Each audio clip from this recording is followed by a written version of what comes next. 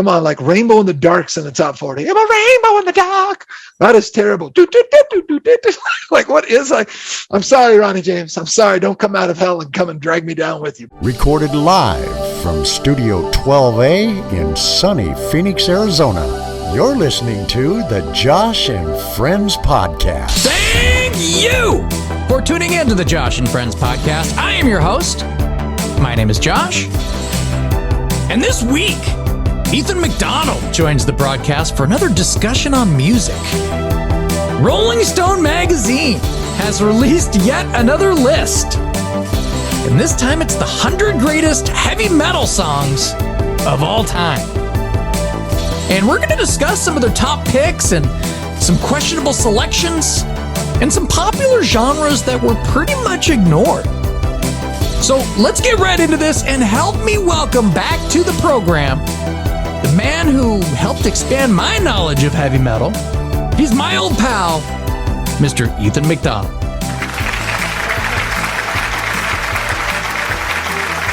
All right, Ethan, what's going on? I'm doing excellent, Josh. I'm freaking pumped for this pod because talk about a subject that's right in my wheelhouse. Absolutely, dude. Absolutely. Now you're my biggest metal buddy, right? I think you are. I'll take that honor and gladly wear that crown, my friend. Who was responsible for introducing you to so much of your metal? Oh, back dude. in the day. Oh yeah, absolutely. Absolutely. I mean, like, I was gonna talk about that because, like, my first introduction to metal was from this kid that I met at my babysitter's house. It was like this guy that played Motley Crue's "Shout at the Devil." And, put on that first, kind of deal there. And I was like, whoa, this is kind of cool. And then it kind of extended because then my mom had me go to some YMCA kind of deal, like where it was like I don't know if it was like a weekend thing or something like that. But then a bunch of the kids were like playing like Ozzy and like all this stuff. And I was like, dude, this is way different stuff that I'm used to. I'm used to like MTV and stuff like that, So, but then when I met you, then you really got me into like the Metallica and the Megadeth and stuff like that. Now, Ethan, I always wanted to ask you, who got you into metal? Great question. So kind of like you, it starts with the more gentler, and I'll be honest, man, part of my problem with this list, and I don't want to get ahead of myself, but what do you call metal? And to me, I started with like my older foster sister, Stacy, who got me listening to what I don't know that you call it metal, to be honest. I know some people do, and clearly this list does, but like what I affectionately call butt rock or hair metal. She was a big fan of Def Leppard along with her older brother. And they got me listening to Def Leppard and Motley Crue and all that stuff. Stacy took me to my first concert when I was a sixth grader, because as you recall, Josh, I was a freak of nature for my age. So I was like 6 foot or something. So she took me as protection to see White Snake and Motley Crue. Oh, and I was awesome. Like, oh yeah, it was a girls tour. I mean, talk about mind blowing for a sixth grade boy. I remember still coming back with my t-shirt and getting kicked out of class because it said kicking ass on the wild side. And awesome. As much as I love that, it's across the alley from me is, of course, the one and only legend, Jeremy Noyce. Oh, yeah. And Jeremy goes, you like that stuff, but that's weak ass. And he gave me, I think it was a tape. It had to be a cassette tape of Iron Maiden Power Slave. And I don't know what I was listening to at first. First, I'm like, wait a minute, I've heard about these guys. They have like an album called Number of the Beast and like Devil Worshippers. Like, should I be listening to this? But I'm listening to it and I'm like, my God, this music's incredible. The musicianship. And I'm like, this is way more intricate and fascinating than the butt rock. Yeah. And so I kind of like, I mentioned it to Jeremy and he goes, well, if you like this. And then he gave me the album that literally changed my life. He gave me Injustice for All. So this is right around probably 89, 90, because I think that's when that album came out, 88. Maybe it's 88. Yeah. And I just listened to that and I'm like, wait a minute, what is this? And then Jeremy just kept feeding me album after album. He goes, all right, well, if you like that, you got to go back to Master of Puppets. And then from there, it just grew. And then I started to get into I think it just took that kind of kick because I love music. I'm not nearly as nutty about every genre as you, but when it comes to my music, you know that I know the lineups of most of these bands, almost like sports rosters and who went to who and played drums. Like, it's that kind of stuff was big to me, and just kind of experienced music that way. Got to my first real, to me, metal concert with Frank Schmieder. the rock and roll metal legend. Frank Yeah. took me to go see Anthrax and Iron Maiden, like around 90 or something. It was incredible. And then just kind of do my homework backwards, and then got to the point where I realized, oh my God, like Black Sabbath is the start of this. I mean, just fun stuff. So, I mean, yeah, I love metal, and I got to give Stacy, my stepsister, my foster sister, excuse me, Stacy and Jeremy Noyce, the majority of the credit. Awesome, dude. Yeah, no, it's like that question that you asked, what is metal?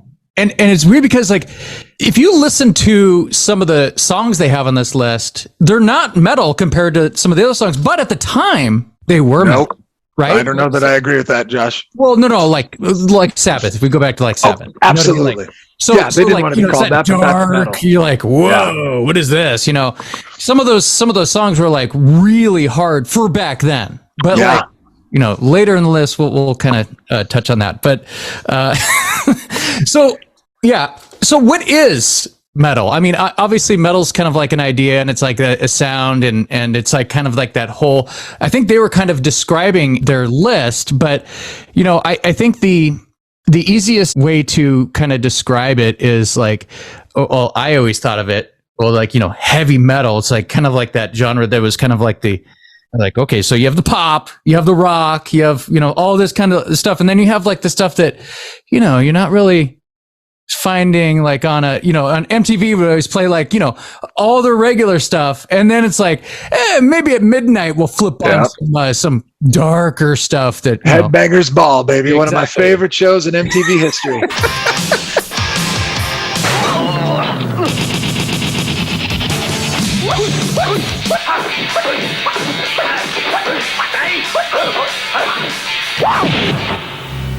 Old Ricky Rackman, one fist in the gold, one foot in the gutter. I mean, and we're talking like even in record stores, they would be kind of like kind of hard to find. You know, they'd have all the stuff that, you know, you have like flipping through, and you'd have to kind of really dig for kind of some of the metal stuff, right? So you did, but Josh, you remember that? Okay, and maybe you didn't frequent Main Street in Auburn as often as I did, because I literally lived like 2 blocks away from it, where I grew up on East Street. Yeah. But did you ever go to that kick-ass record shop that I cannot remember the name of it, and it kills me? That's where I bought my first record.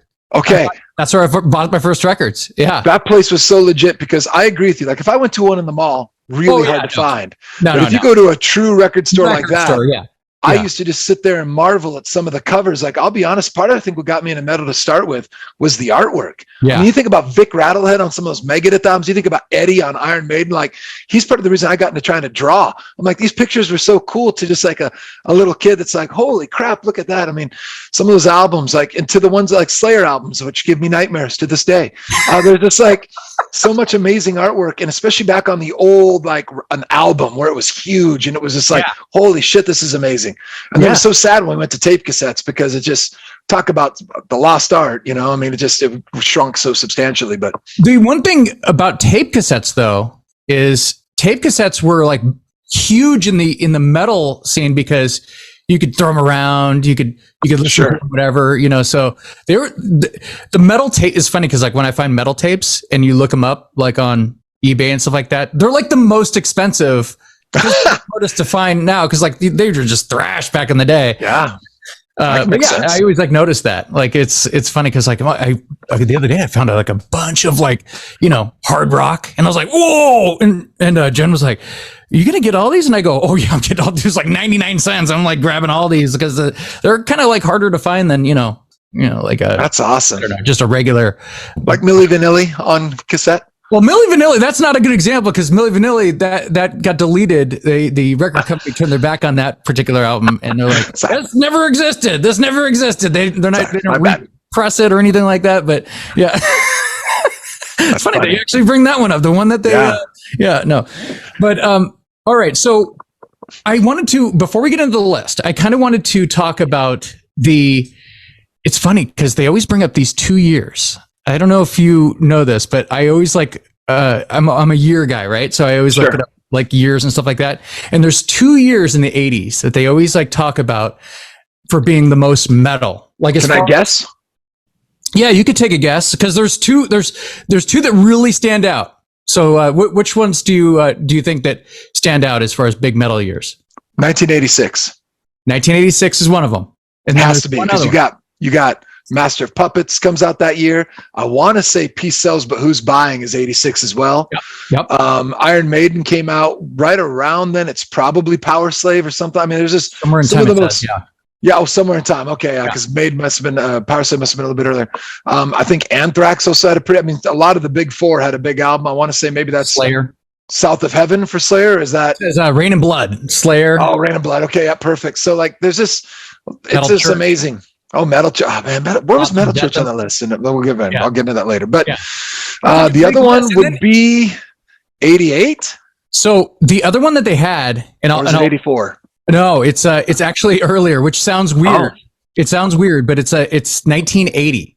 So because it's a big Maiden's intro album. Yeah. Yeah. So I was just like Iron Maiden's intro album came out that year. It's probably like the birth of metal, to be honest. The British Invasion. They had the Black Sabbath Heaven and Hell one, which you and I are like, it's like the Dio one. But Motorhead, Ace of Spades. They had Ozzy Osbourne, Blizzard of Oz. And then if you get, like you said, the Judas Priest, British Steel. And then if you're kind of getting into like the hard rock, but it's still great stuff that was huge. You have AC/DC, Back in Black. You have Scorpions, Animal Magnetism. And then you have even like the one of Van Halen's harder records is the Women and Children First. And you have I love that album. Yeah. So we are here to discuss yet another list.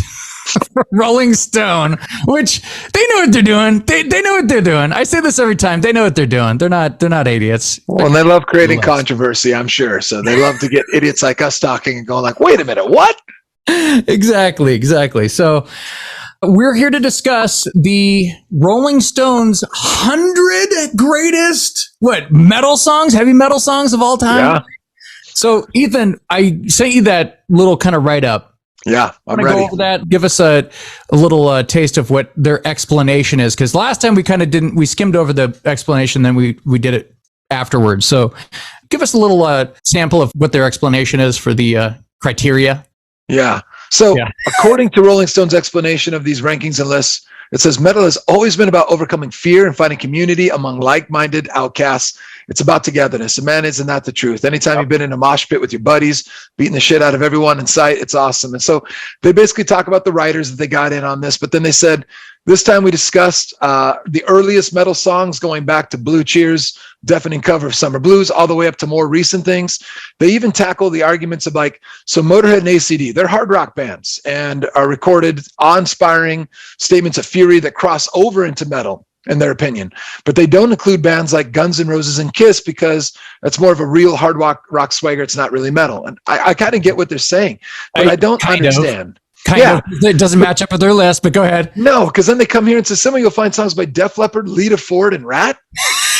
I'm like, wait a minute, what's going on here? So those groups are more metal than Guns N' Roses? Like, no. Welcome to the Jungle? Like that? Yeah. That's a pretty hard rock song right there. Like, well, that's the thing. Exactly. And it's like in the case of metal's forebears, they talk it's like you just mentioned, like Black Sabbath doesn't call themselves metal, but to be honest, it's the birth of metal. You could even argue Led Zeppelin precedes that. Like if Zeppelin doesn't do some of the things that they didn't do, I mean, you wouldn't have Sabbath. So, I mean, you've got to obviously give credit to those that understandably, like even I think of Deep Purple, for example, right? Smoke on the Water, heavy, kind of like there's some songs that were definitely kind of on the vibe of metal before metal was a thing. Well, Ethan, I have, I pulled a part of this and I'm just going to work it in here because we might as well. Maybe this list should be called the most influential metal songs of all time, because the songs that they're kind of like squeezing in here sometimes, like Blue Cheer. It was hard for back then. It was hard. But for 19, when did they come out? 68 or 68? That's what I think it said, 68. But so I've heard Ozzy talk about how the hardest thing he ever heard when he was a kid was "You Really Got Me" by the Kinks, and that is like that scratchy guitar, it's like nothing was like that back in 1964. Like that's like during the Beatles when they came out with I Want to Hold Your Hand. They're like playing that song, and then they have, because there's like 9 songs that they have in here, and these are all like songs that are talked about with early metal, like if you want to even call it that. But the Who, I Can See for Miles, which by the way is weird if you listen to it. You're like, I Can See for Miles. It sounds like a pop song, right? But Paul McCartney said he heard that song and it was like the nastiest thing he ever heard. So he wanted to make something that was even nastier and like dirtier than that. And that's when he did Helter Skelter. And then Inagata Devita, my dad's first concert. It's kind of, you know, it's a long jam song, but it's kind of like a eerie kind of song. You're like, it's got some pretty heavy riffs in there too, no question. Some distortion, some of that stuff that's definitely synonymous with metal. Right. So, and then, the Beatles' Helter Skelter, and that is a hard song for 1968.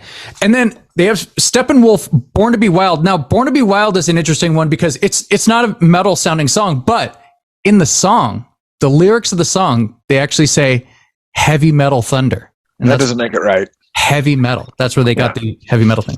Sure. They also included Zeppelin's Whole Lotta Love, which is, there's some aspects of that, but I also kind of think that, what is that song? Dazed and Confused gets pretty damn hard. And that came out the same year as that Led Zeppelin 2. And then obviously they ended it with the Black Sabbath.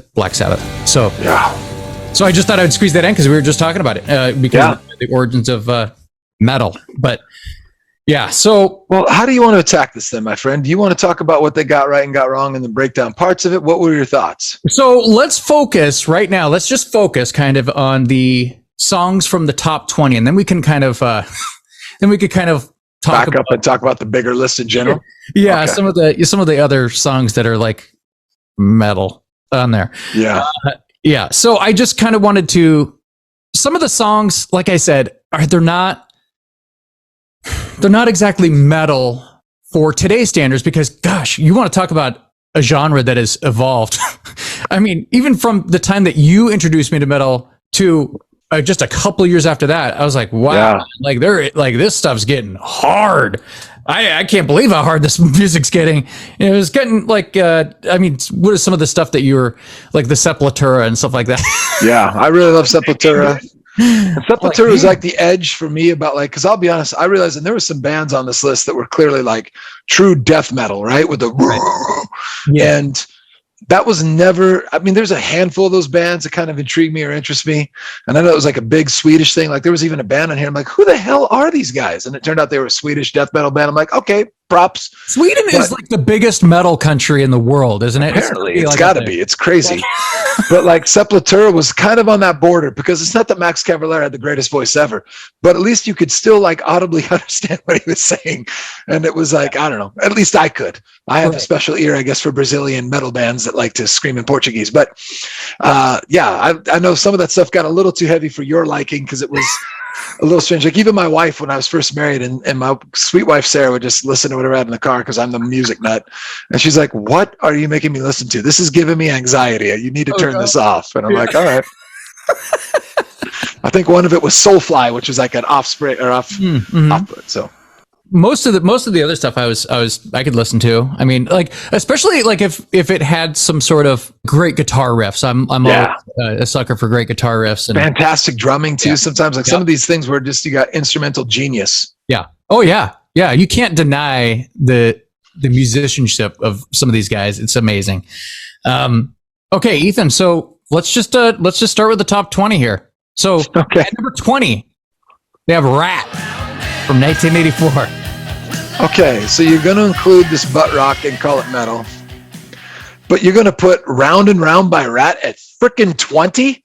At 20. I want to remind you, Pantera's not in the top 20. One of the greatest metal bands, one of the most successul metal bands. It's not even the top 20, but frickin' Rat is in the top 20. Already, that just shows you what a shit show this is. I'd put Rat in the top 20 maybe for, hair metal. Like that's a hair metal song, but just look at the picture of them that's on the actual website. Oh my God. I don't know if you can cut and put that in, Josh, later, but I'm telling you, it's like, what is this doing on here? The picture of them, it's like, man, those chicks are hot. Well, at least they have on the cover of that actual album, they have Tawny Katane. Well, I'll give them credit for that. Around. Yeah. And I was a fan of Rat, man. Like I like, as far as like the hair metal, I mean, Rat's legit, but it's not. Listen to that song, like even the speed of that song, it's so not metal. And by 19, what? when did that come out? 84?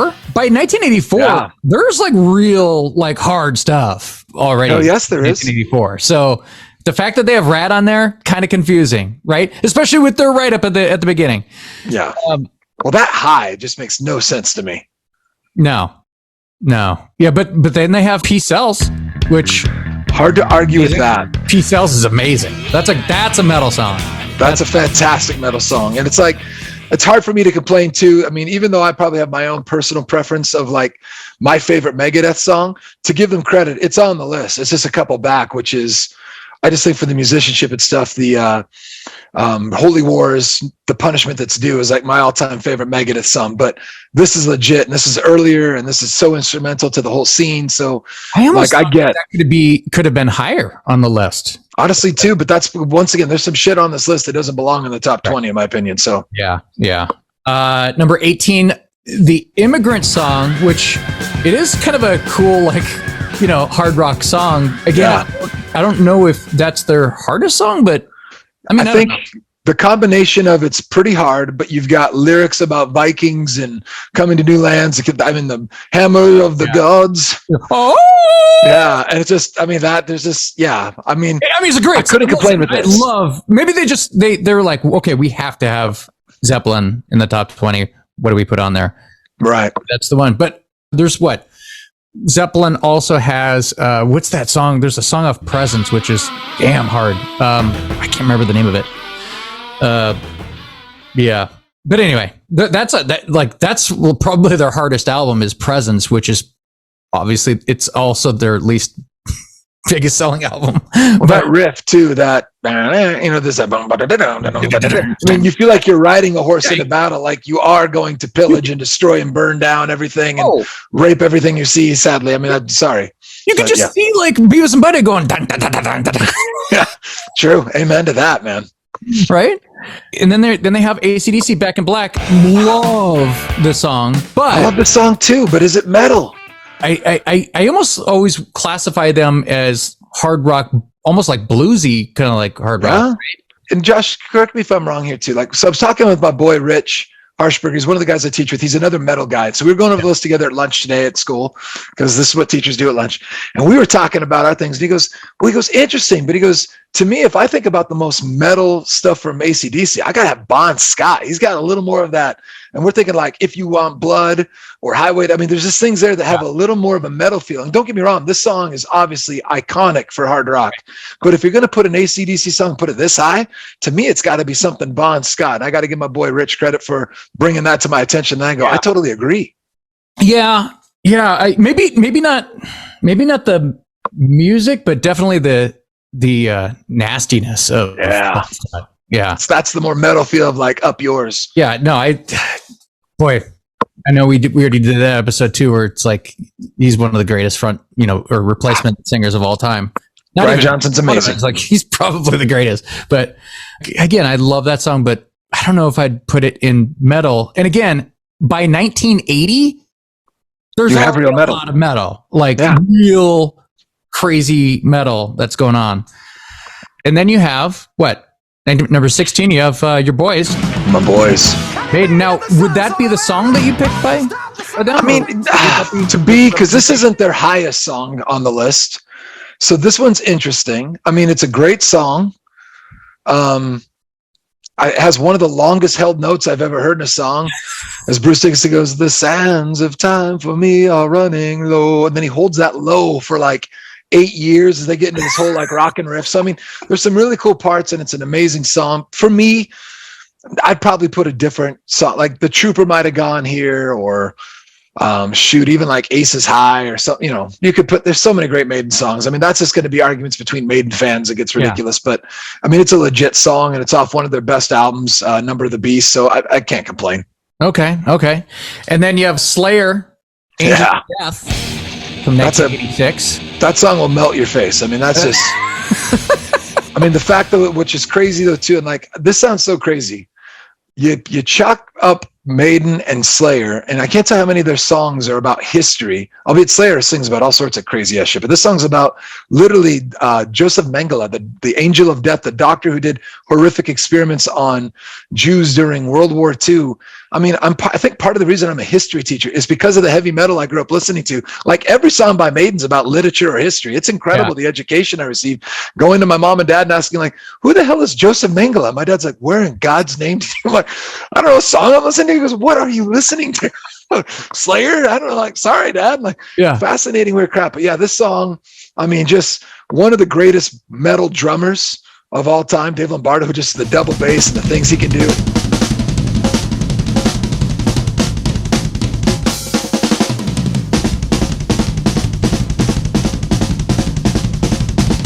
But then Tommy Arrea's voice is just so like menacing. Kerry King on lead guitar. I mean, this album is fantastic, and Slayer's all over the top 40. Like I was just breaking down the numbers of the top 40. Slayer's 3 tracks in the top 40, and I can't complain at that because they're one of the big 4 metal bands. But sometimes I feel like in that top 40, Josh, they crammed a lot of the same bands, and it seems like you could spread out and give some love to some other bands that are influential. Like once again, it's shocking to me that Pantera does not have a song in the top 20. Yeah, you're going to cram in the a ton of Slayer songs, a ton of Judas Priest, and once again, maybe it's because of the influence, but yeah, I don't know. We'll continue. I'm sorry. Well, again, that's not the name of the list, right? No. If it was the name of the list was most influential metal bands or metal songs, then it'd be different, right? Yeah. One of the bands that is always talked about that doesn't get a lot of love usually is Rainbow. And you're just not a Ronnie James Dio guy. And I know I'm probably going to be blessed, but I'm not a huge Ronnie James Dio guy. And I'm trying to think of, I don't know, what's your beef with the Ronnie James Dio? I give total respect to him in terms of like he was an instrumental guy and obviously had numerous acts like between his solo work, Rainbow, when he takes over for Sabbath. But I'm asking, if I asked any of my metal friends that I grew up with or guys I went to shows, none of them are big Dio guys. Like that's the thing I don't get. Like I'm sure there must be a genre, maybe people that came before me that were listening to this kind of music in 76. I mean, that's when this album came out. I was born that year, Josh. I mean, and then when he took over for Sabbath, I'm sorry, he's no Ozzy. He's just no Ozzy. And then even his solo songs, like I can get behind Holy Diver. Like that song's pretty badass. Rainbow in the Dark is one of the dumbest fucking songs I've ever heard. I don't know why, like just the lyrical content, just everything. That's like I said, I can respect Dio. There's no way in hell the Stargazer. I listen to this, I'm like, are you shitting me? I mean, other than maybe because it's instrumental and trying to get metal to metal, still does not belong in the top 20. I mean, like this song is just not that special. I don't know. I'm sorry if I'm offending somebody out there that's a big Ronnie James Dio. Like probably Jack Black wants to fight me after his song Dio. But okay, well you're not gonna. How about the next one, Paranoid by Black Sabbath? Okay. Paranoid's legit, man. Can't argue that. Paranoid, and the fact that this song, I love the song that or the story behind this, and I hope I got this right again, but my understanding was they needed one more song because they had a very set number of songs they needed on the album according to the recording contract. And literally Tony Iommi just writes this riff in minutes. And literally Ozzy just goes out and makes up lyrics on the fly and they come in and it ends up being one of their biggest hits ever. It's crazy. So good. I love that song. That is hearing those early Black Sabbath songs back in the day, it must have been just like, whoa, what is this? What are we listening to? This is so different. Man. Because that is that song, man, that's a heavy song, even that's a heavy song. Cult of Personality. Jesus Christ. I had in my notes, it's hard rock, but is that metal? There's nothing close to metal about this. I don't get it. Other than it's got a riff, and I don't want to give credit. Like these guys, this song is huge. The song again, and it's a great song. Got some great history in it once again. But this is not metal. This is not metal, and it sure as hell does not belong at 12. 12 over Pantera. I mean, over so many bands. There's so many songs. I can't even get started. It's just mad credit to these guys. Sometimes, and this is going to sound really unfair, but I feel like there's certain people that were included in the top 40 just to make sure we're trying to keep a bunch of people happy because they're a magazine.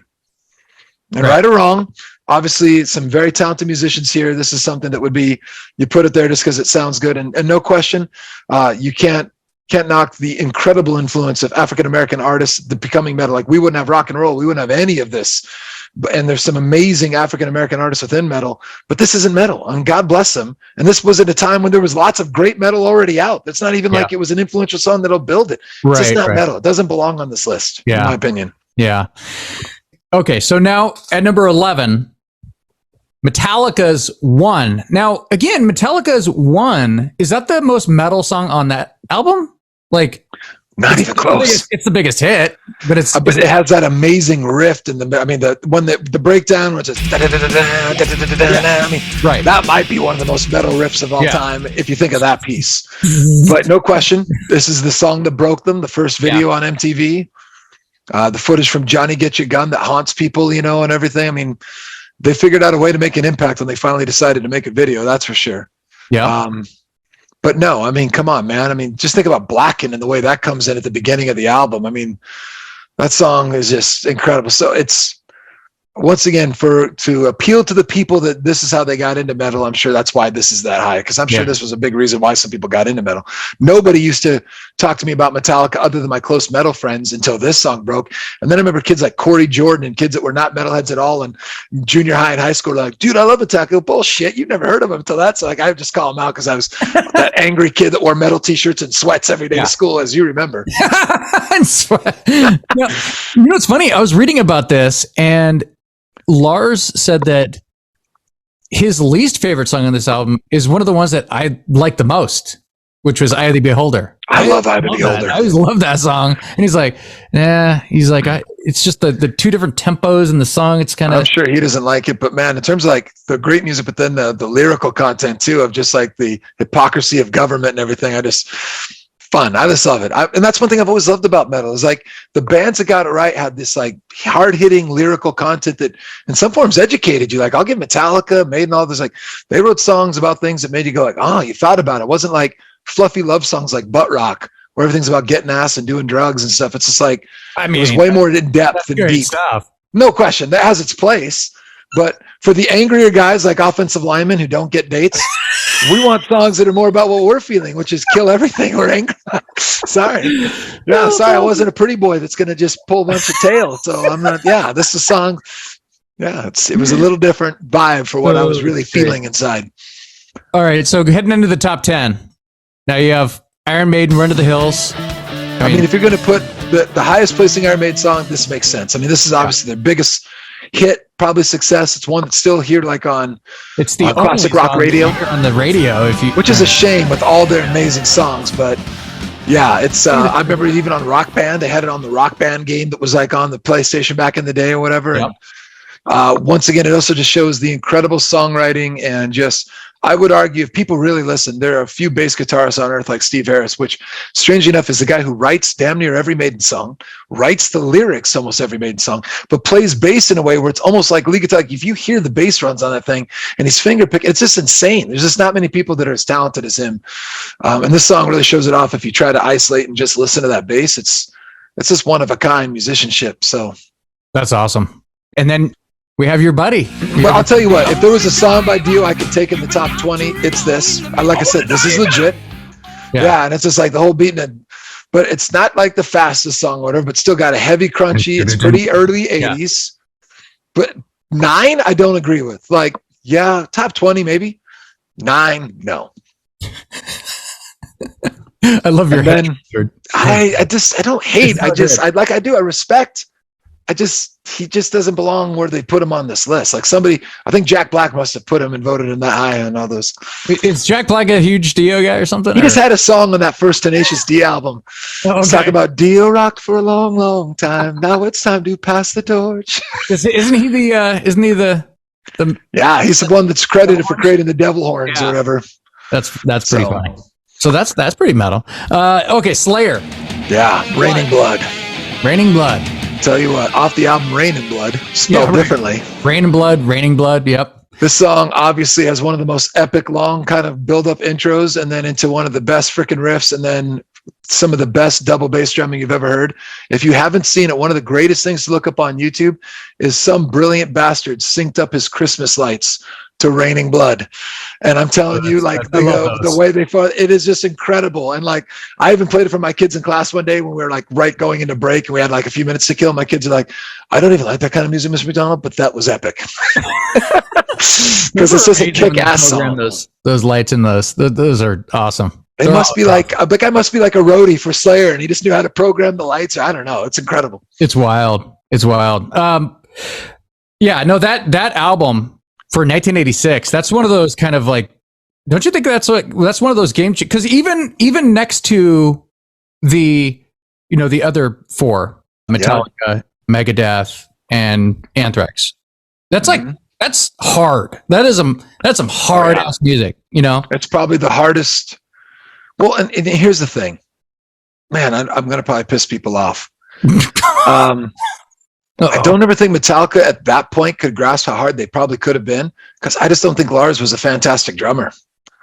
I just don't think he had the kind of chops. Like, I mean, and that's like the thing that I've been hearing the last 5 years is like, just man, like, when he grew and he did a good job. But when I don't know, and given there's something to be said that some guys over drum maybe, but there's some people out there that can do things at a different level. And I'm not just talking double bass too, because I'm sure everybody who could buy a double bass pedal can make that sound really cool. But just like cool, different. I don't know enough music theory, but I know when it sounds right. And there's guys that can do cool offbeat and drum fills that are just one of a kind, that are super creative. And you're like, whoa, like Dave Grohl. I'm sorry, when that guy drums, especially like some of the stuff he did in Queens of the Stone Age and some of that stuff, is like, damn, that is legit.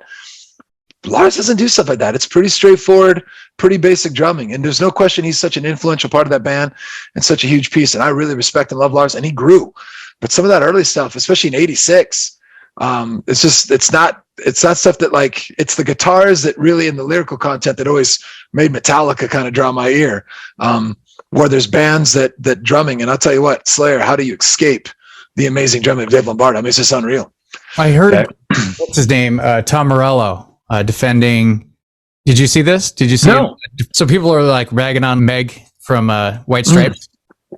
Yeah. And he was like, dude, I'm tired of hearing how, like, she's a shitty drummer. She's not a shitty drummer. She's like, she's good at what she does. She like adds to the band, and what is the band's like just him and what's his name? Yeah, and Jack, man. It worked for what they were doing. It was part of their getup. Jack knew that, and I think he wanted to make sure his guitar was most forward, which clearly it is. There's something to be said about knowing your place and adding to a song rather than just being a savant. As being a crazy drummer. So, well, like one of the bands that I actually have a deep affection for, part of I got drawn to them is because of the incredible ability of the drummer. Yet it's probably the criticism of them is that sometimes people accuse him of over drumming.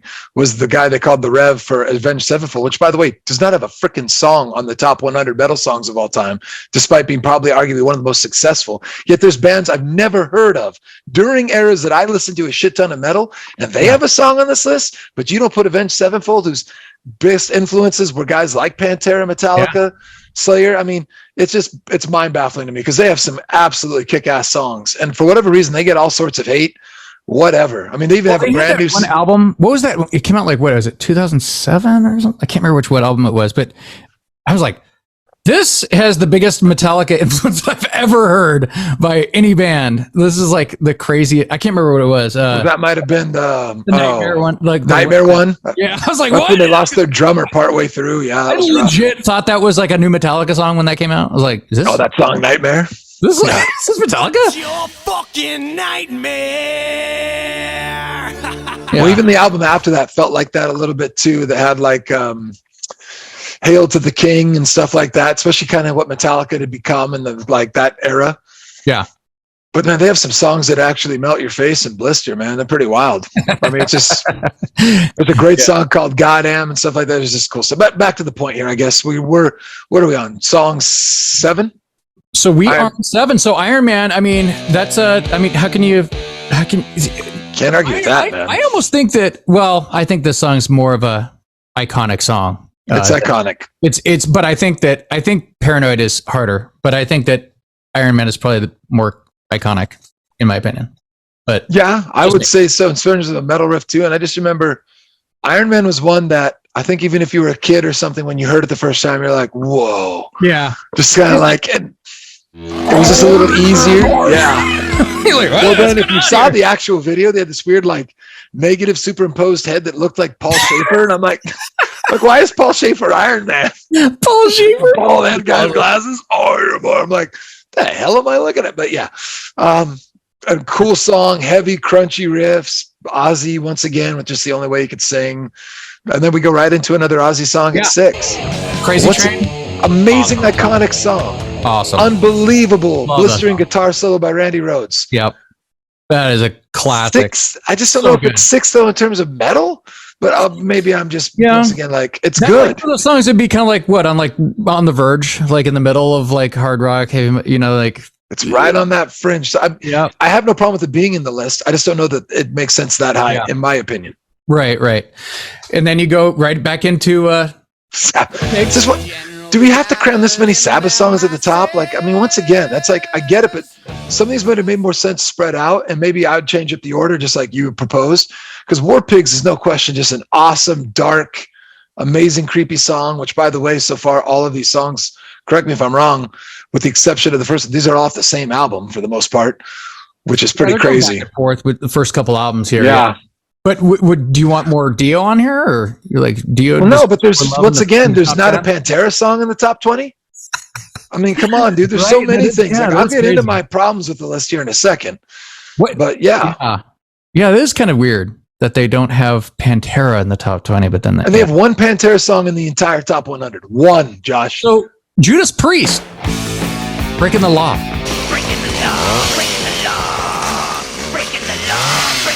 Okay, so Judas Priest is a band that, once again, not like Dio necessarily, but like I just didn't get heavily into, but I totally respect what they meant to metal. Right. And I have a long time, super long time. Rob Halford is like one of the more kick-ass frontmen. I mean, I really got into his stuff. He did solo later in the 90s. He had a band called Fight, and it was unreal, and it was really good metal. And he's just an awesome frontman, and they had some kick-ass songs. So definitely respect Judas Priest. They definitely belong in the top 20. Sure, I'll give them 4. I don't know enough Judas Priest. I'm not as diehard of a fan to say if this is the right track. Yeah. But yeah, I like it. Okay, and then Ace of Spades. That's such a kick-ass song. The Ace of Spades. The Ace of Spades. And Lemmy. The Ace of Spades. Yeah, it's just. Okay. Did anybody live metal more than that guy? I mean, he's just like, you always hear the stories about them. They're like, yeah, he's like, this guy's like one of the biggest like metal dudes, and like you'd go to like I went to his place. He's like in this like 1-bed apartment, like dude, he lived it. Well, I just remember seeing him on Beavis and Butthead. Was the first time I ever saw Motorhead. Lemmy rules. Yeah, Lemmy. Because they were old enough before that they didn't come up often. I heard them mention often, but I just didn't find. And like, to get music back then, like you had to invest your money and go buy the CD or the tape, and I just didn't know enough about them to like make that leap. Yeah, and I would hear Ace of Spades played at like concerts when bands were warming up or whatever. They play the music sometimes over the PA system. But then I saw them for the first time, and they were making fun of Lemmy because he goes, "What is that Cocoa Puff stuck to his face?" Because he had like a big mold of hair. I don't know, that just stuck in my mind. I'm like, damn it, Beavis and Butthead. Every time I saw Lemmy, that's all I saw. How come Lemmy had those 2 big Cocoa Puffs stuck to his cheek? Because it looks so cool. Which is that's awesome. Terrible. Yeah. But yeah. No, dude, like that guy, man. I've actually heard interviews of him too, and it's weird because he's influenced by like just regular music, like regular music back in, but man, he got that. Those are some hard albums, man. Did you ever get a chance to get to The Storyteller yet by Dave Grohl, his book? Because if I talk about a great book, especially the audiobook, because Dave reads it, he has a whole great story about meeting Lemmy. Oh, really? And just like his respect for Lemmy as a human being, because he knows it's Lemmy and he knows he's a legend. He's so excited, but he doesn't think that Lemmy would know who the hell he is. Right. Because he's at a point, I want to say this is kind of like the beginning of the Foo Fighters time. And he kind of just comes over and he just kind of says like, man, I'm a huge fan of your music and stuff. And Lemmy was really like, almost like shy, kind of like, thanks, man. And then I think it dawned on him, he goes, by the way, I'm really sorry about Kurt, man. That broke my heart. And he's like, you know who Kurt, like, you know, and he goes, oh man, you guys' music was incredible. And he's just like, whoa, like Dave said, he was just taken back. And from there, they became the best of friends. It's like they made music together later and all sorts of stuff, but it just said like just a really sweet, quiet guy that you would never guess based on the legends and of course the style of music. But it's kind of a cool story. I thought this big long video of all these clips of Lemmy, and he's talking about so many interesting things, and I was going to be cutting it up just to put in like as a TikTok, and it's long, so I'm gonna have to go through it. But yeah, it's interesting. Cool. Yeah, I look forward to that, buddy. Yeah. I love your TikToks and all the music stuff. I was like, yeah, he's got another one. Right? It's like so great. All over the place. It's just there's so many stories, by everybody that can be included. All right, we're in the top 2, Ethan. Now, what do you think? I can't argue with the top 2. If like one of the things I wrote on my list of, when you get things right, is like, how do you argue with number 2 being Master of Puppets by Metallica? I remember one of the best metal songs ever. I still remember when you played me that, and I was like, dude, that song is awesome, man. That song. Yeah. That was, and by the way, is there a better? That's got to be one of the best sides of an album that I've ever heard. Like it's just boom, boom, boom. I don't know how many songs. Right from Battery to Master of Puppets. It's crazy. I want to say it's 5 on the front, but maybe I'm wrong. So it went Battery to Master of Puppets to Sanitarium to The Thing That Should Not Be, or I might have those two mixed up in order. Oh my God, they're so good. Like, it's just like, just so good. That whole album. I even love Leper Messiah. I love. I mean, even Orion, the instrumental. It's just like that whole album, start to finish. Yeah. Invisible Heroes. So good. Yep. So good. Yeah. So you can't argue with that. It's definitely, in terms of just like how good of musicians you could be with the guitar playing, Cliff Burton on bass too. Just like, I don't know. It's pretty awesome. Like I said, when you go to Battery into that too, and the Battery starting with all that kind of almost Spanish style guitar and everything, it's just like these songs are just epic, man. Just absolutely epic. Like the high point of metal, which I was going to say on the outset, I'm clearly biased to 80s, 90s metal because that was like, to me, that was the golden age of metal. Yeah, I think Lee brought that up one time when we were talking about songs and music and bands and stuff like that. It's like what you identify with, what you're going through at a certain time. That's always going to be like what, like it's funny because like I listened to Adam Carolla talk about, he's like, I think that the best era of music, and I was like, let me guess. And I was like, here it comes. Let me guess. When he was a teenage boy, late 70s, early 80s. Like, he's like, and he goes, I think it's like 78 to 81. I was like, but like it really is. It is tied to when you were probably young and what shaped your influences, and absolutely. Yeah. So number 1, obviously they have Black Sabbath, which we mentioned before. Black Sabbath, the deepest, scariest. Ozzy's voice just sounds menacing. He sounds like he's high out of his effing mind when they recorded this. Watch as the flames grow higher, like all the crazy stuff that Ozzy, and it's the slow grinding, like horrifying guitar. The first song that I'm aware of that talks about like the devil and all. I mean, there's like this set, like this is the tone, and this is the first song. If you're looking at the album cover too, you just you're like, what is going on? Is that what is this? What is this? This is evil. This is the first evil song on the very first heavy metal album. This is the birth of metal, 1970. In my opinion, crazy. Zeppelin was a preceding band in terms of just what they were doing musically. Yeah. And this was like the natural evolution. Someone's going to take that and go, we can make that dirtier, darker, and scarier. Than just the most amazing collection of musicians, from Tony Iommi, who's just like possibly the very first metal guitarist ever, Geezer Butler on bass. I mean, just so many amazing. And then Ozzy's vocals, especially on that song, they're menacing. They're just like, dear God, what's wrong with this guy? It sounds like he is deranged, like he's some sort of psycho murderer, like it's some sort of seance to the devil. It's like, what in the hell is this? I think, I was just going to say that I think that I always say this, if I could go back in time and listen to some of these albums or songs when they first came out, like they always say, like, if you, how would you receive them? Well, like just as an example, like my dad, when like they heard like Sgt. Pepper, like when they heard like that, everyone always talks about the end of that album when they play that song, A Day in the Life, because if you listen to that stuff now, remember, I was always pretty good at because I would always like to listen to eras. So like if you hear like an album like Sgt. Pepper, at the very end of that album, it has that song, A Day in the Life, which sounds like nothing else that came out at that time. And it's like, it'd be so weird to listen to that. And then you have like Jimi Hendrix, came out in '67. It's like, okay, this is different sounding stuff now. This is like the stuff that's starting to get played on like classic rock radio. You know what I mean? Like that kind of era. And then a couple of years later, then you have Black Sabbath, and even the album. Like you pull the album, and it's fucking freaky. Yeah. And then you put that on, and you're like, "What's going on here?" And it starts with that song, right? It starts with like, that's the first song on the first album, where it just set the tone, man. That's why it's the best. Jesus, yeah. So yeah, no, that's hard to even. Again, it might not be the most metal song, but boy, does it kick off that entire era. So it's hard to not put it number one, as far as especially for influence. Absolutely. Now, what are your thoughts? Like, I think we mentioned this before. Lita Ford, Quiet Riot, Def Leppard, Twisted Sister making the list. But you have those bands. So Ethan, you have those bands, but they left off, and they kind of mentioned this before, but they left off like Van Halen, like Unchained. That's probably their hardest song, which it's not a metal song, but fuck, it's hard, right? It's but why did they put Running with the Devil in this? That's not even that hard. And they put Running with the Devils in this list. It's like, I was trying to figure that out. I was like, why did they put, because the word devils in it? I mean, come on, man. That's lame. Maybe because it was the first song on that first album that. Let me start with this, Josh. This is by things I feel like this list got right? Like they have heavy doses of the defining bands of the genre: Metallica, Sabbath, Judas, Slayer, like we said, right? Yeah. One of the songs they had up in there in the top 42 that I felt should have been a hell of a lot higher, and definitely higher than all those Dio, because though it's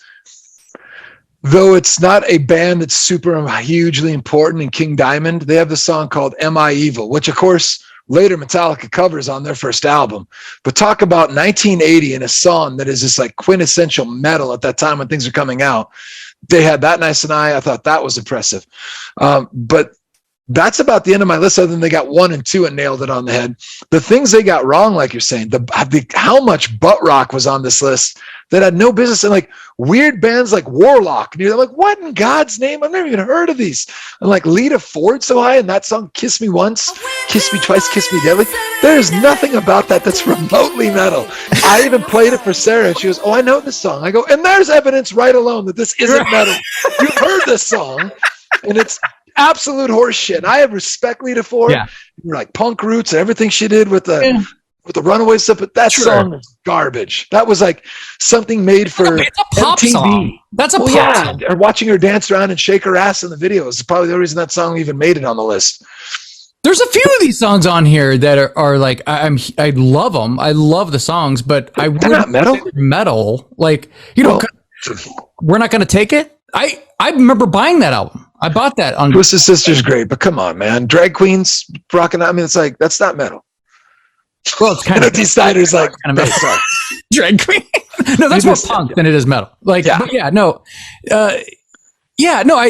a good, like, as for the time, it's a good hard rock song, but it's not. Sure. I would put it metal. Like, Bang Your Head, Mental Health again. No. Photograph. Dude, why was Photograph? Shout at the Devil even that high? I love Photograph and Shout at the Devil too, but they're not metal. They're almost like pop rock, I guess. And there's more metal songs by those bands than those. By both of those bands. Yeah. Both of those bands. Scorpions, Rock You Like a Hurricane. I love it. Love it too. And my brother-in-law would love that. He loves Def Leppard and Scorpions. He's like, no, that's metal. And I'd be like, no, it's not, Garth. It's butt rock. And I love it.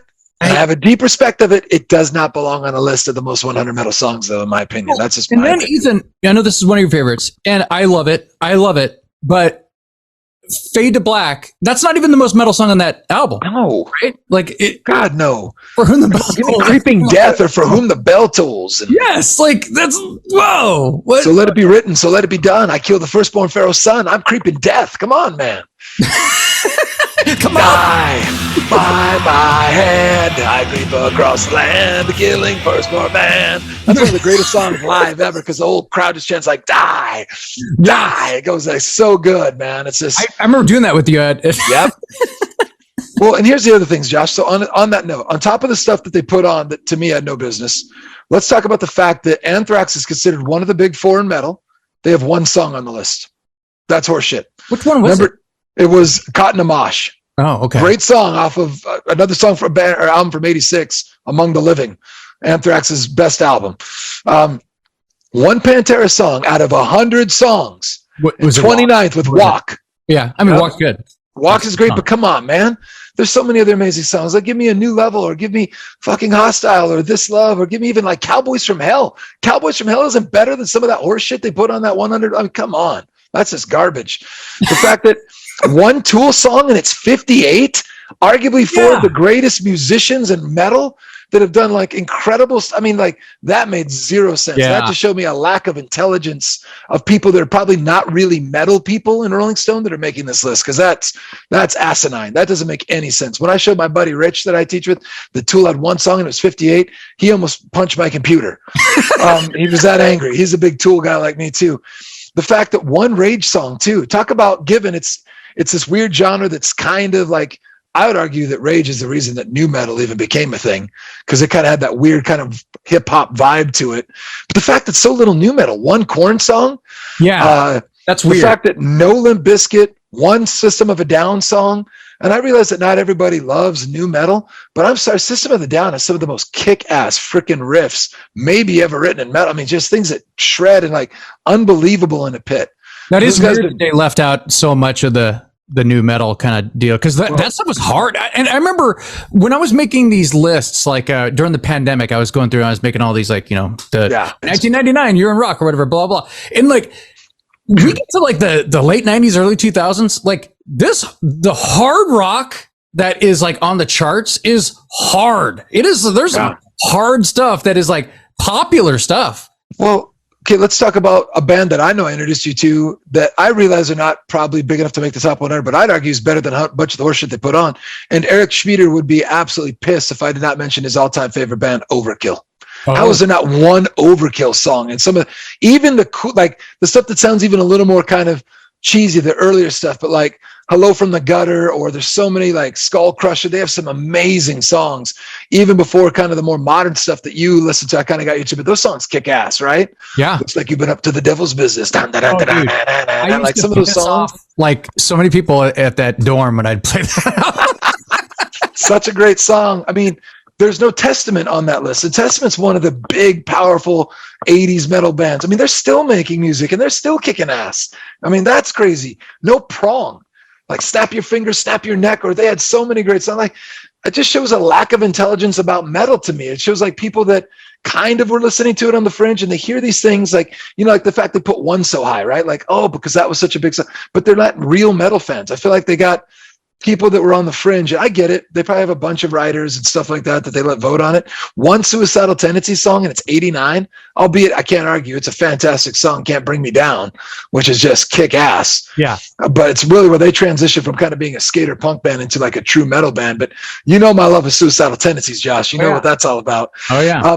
I mean, so they put one song by Soundgarden and Given, Jesus Christ Pose is probably one of the most metal sounding songs. But that could have been higher. How do you not put any Alice in Chains, who's arguably one of the most metal bands from the grunge scene? Like, you're telling me Them Bones doesn't sound like metal? I mean, that's blistering guitar, sweet solos, kick-ass drums. Like, that's an omission in my mind. Like I said, no Avenged Sevenfold, because like I said, whatever reason they piss people off, I don't quite get it. And once again, I don't know if people just want to take stoner rock, but stoner rock to me, which is a stupid genre name anyway, and some of the bands they stick into that, it's a hell of a lot more metal than some of the horse shit they put on there. And so there's no inclusion of bands like Clutch or Queens of the Stone Age or The Sword and some of these things that are pretty kick-ass metal, in my opinion, that sing even sometimes like The Sword has lyrics that sound like they're from an 80s metal band, even though they're from like the mid 2000s out of Texas, like Austin, Texas, which is insane. And I love it. But like, even like one song by Mastodon, a more recent but incredibly successful metal band that pumps out album after album and makes tons of money. It's just like, I just don't get some of the stuff. Like, it just showed a lack of education in what's truly going on in metal. Yeah. Not to mention a band that everybody needs to check out, that anybody that's into metal, or at least a little bit, a band from Portland, Oregon that never gets the respect they're due, called Red Fang. Absolutely ass kicking. It's just awesome. It's some of the best stuff that's out there right now. And nobody knows about it, sadly, because it's Portland or whatever. To hell with it. You just throw your papers? I just threw my damn notes away. I'm afraid. God damn it. Because I'm passionate about this. Like, I can't tell you, Josh, like, I went through some rough things as a kid growing up, and I just can't, like, the escapism that this music provided me, the chance to go with my buddies. Like, thank God Jeremy Noyce had a job, and he was older than us, and he had no idea what to spend his money on. So he bought concert tickets and dragged me to so many concerts. I mean, made just a true love of live music. And I thank Jeremy so much as just a friend, because, like, I mean, those guys would wait in lines too and buy tickets. At the time when you had to do that shit at Ticketmaster way in advance. I got to see Metallica several times, Pantera like 5 or 6 times, insane numbers of times. Wow. Iron Maiden, Anthrax. I saw Slayer multiple times, Megadeth multiple times. Another one of my favorites. Like, I'm just so thankful for that. But what an amazing, healthy outlet for the anger and frustration of the crap I went through as a kid. And without this music, without that outlet, without this other weird cast of outcasts that became my closest friends growing up, I just don't know where I'd be. And so I'm so thankful for what this genre of music provided me. And I know so many other people out there that really relate to that. Like, metal was life. Like, I wanted to fight people if they trashed my music at school. Like, if they were uneducated about it and, oh, that's just devil. I'm like, oh yeah, motherfucker. Like, I was militant and angry, and such a snob with my music when it came to stuff. Like, I think most metal guys are. Like, when somebody just makes a comment about a band when they clearly have not ever listened to it. Now, if you have listened to it and it's just not your thing, that's different. I think that's always like different. Right. Like, I always have this conversation with you. I've tried so hard. To like get into so many different kinds of bands. There's like a couple bands that I really try super hard to get into, and I can't. But like, I think that's different. Like, that's just whatever. That's not your thing. You don't. Well, right. And you can even say like, hey, I can see the musicianship, and it just doesn't appeal to my ear for whatever reason. Right. And that's different than dissonance saying that band sucks or they're shit or why do you listen to that crap? Right. Right. Which yeah. I mean, the new, there's always like these new things like the Beatles suck. And I'm like, well, that's not actually that. That's a false. They don't suck. Yeah. They might not be your thing. But I hate that crap. Suck. They're like the most influential. There's people trying to be controversial, I guess. But, well, that's the thing too. It's like when I heard people used to like trash on like, and given Metallica fans, I think were some of the biggest assholes on earth.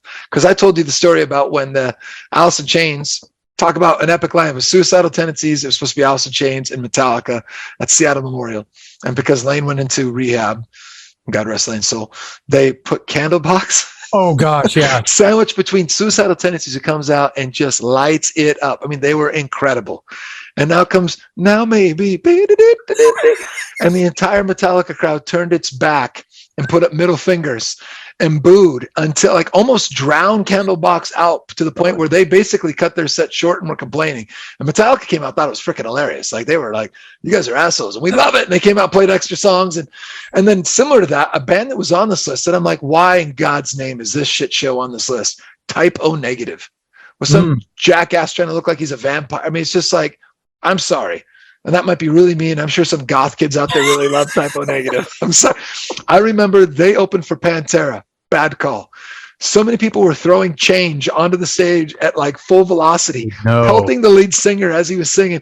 He got all upset and started screaming like, you guys are not good enough. I'm going to cut this shit. And it's like, oh my God. And like, all it did was like, that was the wrong thing to say. It just came like from everywhere. Like, people were just emptying their pockets and chucking shit, and people were getting hit and everything. And metalheads. Yeah, they had to come out and threaten to shut down the show producers, whatever. And then Phil came out, the lead singer of Pantera, is like, what a bunch of fucking pussy. Like, he just made it worse, but like totally cranked up. He goes, I don't know if we're going to keep those guys going forward, because I don't know if I can listen to that shit more. I was just like, oh my God. It was just hilarious. So like, Phil just totally lit up Type O Negative. And then of course, I mean, my God, Pantera is pretty hard to follow live. I don't know that there's many bands metal wise that were better live. I mean, Dimebag was just unreal, and just these solos and just these efficiency and the sound that they had live, other than Phil's voice could come and go, but the music sounded impeccable. To me, it almost sounded better live. I mean, just how do you have one Pantera song on the top 100? That just still baffles me. One in the top 100. And it's 29. Pantera. Like, when I think of metal, they're one of the top bands that I think of for metal. Abso-freaking-lutely, Josh. I mean, even like weird. 5 Minutes Alone. I mean, there's so many good songs. It just doesn't make any sense, man. Once again, just showed a lack of understanding what metal is. And once again, I realize I'm highly biased because that stuff was like my teenage years, and it was during that 80s to 90s metal era, which I think is kind of the high point of metal. But there's still some new bands out there, and there's some of the ones that were new that I looked on this list, and I played the little videos. Like, I'll give Rolling Stone credit. They put like a YouTube video to every single song that was on there. And so I listened to some of them. There's some of the stuff that I didn't really know that was relatively new. I was like, oh yeah, cool, man. This Meshuggah band and some of these other ones I'm not as familiar with because they kind of came out at a time when I was not listening to as much metal because I had children. Yeah. Right. You know, but they put a Slipknot song on there, which is cool, but Slipknot needs to be on there maybe probably more than once too. And the song they picked is probably one of their worst albums and an okay song at best compared to some of the great stuff. What was the song they had on there for? They had People Equal Shit off of Iowa, their second album. Put any song off their first. Yeah. Put like Before I Forget, like the first album's like the Monster Big Album, right? Like the Monster Big Album, and then they had a couple that had some huge hits. Like go listen to Before I Forget, Josh. And I don't care who you are. It's got a little more melodic singing in it and stuff for like chord, but it's just like amazing, like a riff that just kicks your ass. Like even Ryker as a little baby in the back seat, I'd be playing that on the way to football practice as a coach, and he's in the back seat with his face going dun, dun, dun, dun. Like he loved that. He just like, yeah, he had an immediate ear for metal. And I give my son credit. He's got like super diverse music taste, but he still loves coming back to like, he goes, Dad, he'll text me out of nowhere in college and, Dad, I'm just sorry, but I don't know that there's 3 better musicians and a better vocalist than Tool that have ever been put together. And that's on his own finding that. Not one of me the tightest bands I've ever into seen. Yeah, unbelievable. The production, everything, just incredible. I think that's the concert that I went to with you. Yeah, I got shoved to the side and I lost my hearing and I couldn't hear for like a couple of days. And I was like, that was fun. Well, but it was amazing. Like I couldn't believe how tight that group was. One Tool song on this list at 58 with 46 and 2, which don't get me wrong, is a great song. Yeah, I love that song. What would you put? What other songs would you put by Tool on? Okay, because Tool obviously is genre changer. Like when you hear them, you're like, whoa, that's different than what I've heard in this genre. But it's metal. I think Sober would probably belong on there at some point.